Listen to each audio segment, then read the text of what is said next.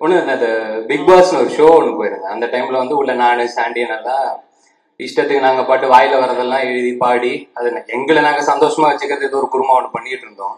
ஷோலாம் முடிச்சுட்டு வெளில வந்துட்டேன். ஃபோன் பண்ணாரு, பேபி நம்ம படத்தெல்லாம் லான்ச் ஆகிற அப்படின்னாரு.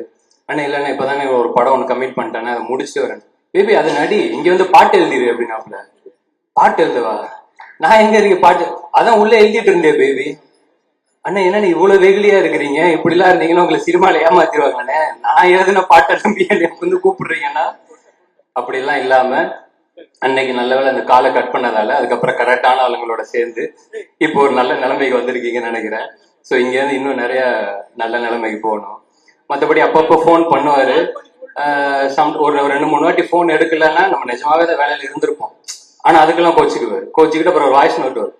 பேபி நீ என்னைய வச்சு ஜட்ஜ் பண்ணாது பேபி, நான் கூப்பிடுற டைரக்டர் கதையெல்லாம் நல்ல கதை, நீ என்னைய விட்டுரு, நான் அனுப்புறவங்களை மட்டும் நீ நம்ப.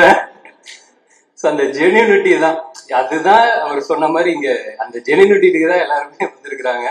மற்றபடி அந்த 2 படத்தோட ஃபர்ஸ்ட் லுக்குமே சூப்பரா இருந்துச்சு. இங்க வந்ததான் சொன்னாங்க அர்ஜுன் ப்ரோக்கு அடிபட்டுருச்சு அப்படின்னு சொல்லிட்டு. அவர் சீக்கிரமா சரியாயிட்டு வரணும்னு வேண்டிக்கிறேன். அண்ட் சாண்டியன் அண்ணனுக்கு வாழ்த்துக்கள், பரத் ப்ரோ, மற்ற எல்லாருக்குமே வேலை பார்க்குற எல்லாருக்குமே வாழ்த்துக்கள். கூப்பிட்டதுக்கு ரொம்ப நன்றிங்க. தேங்க்யூ.